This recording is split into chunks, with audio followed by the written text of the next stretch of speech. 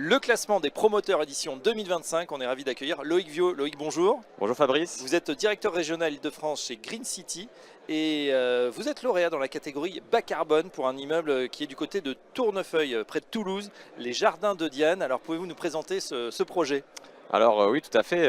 On est très content déjà d'avoir gagné ce prix. Jardin de Diane à Tournefeuille est une opération qu'on a voulu très ambitieuse sur le plan carbone. C'est un terrain diffus, ce qui est assez rare quand même pour se mettre des challenges comme ça, Oui. où on a été chercher cet objectif-là de RE 2020 2031. Donc c'est un palier qui est quand même rarement atteint dans le logement. On a mis en œuvre pas mal de process de fabrication pour atteindre ce niveau-là.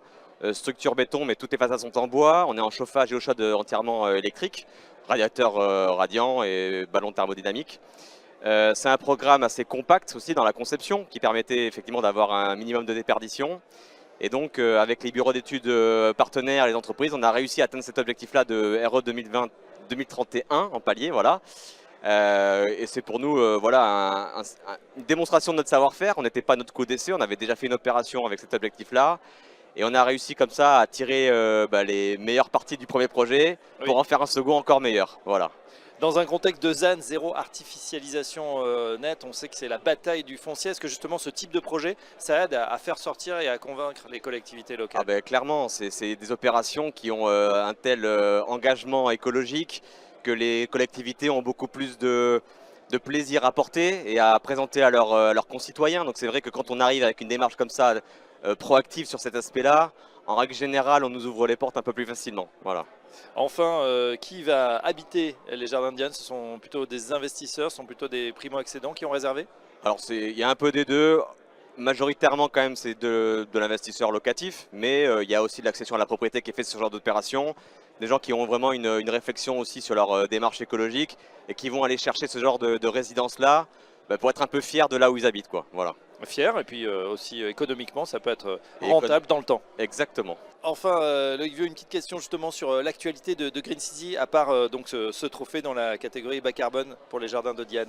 Écoutez, Green City, aujourd'hui, nous, on est toujours à l'attaque, malgré le contexte qui est vraiment très compliqué. On ne se cache pas que la commercialisation des programmes est plus dure qu'avant.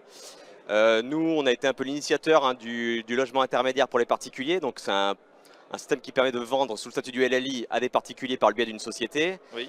Et c'est vrai qu'aujourd'hui, c'est un levier qui nous aide quand même grandement dans notre actualité de sortie de commercialisation. Aujourd'hui, à titre d'exemple, on a fait un peu plus de 500 ventes sur ce statut-là.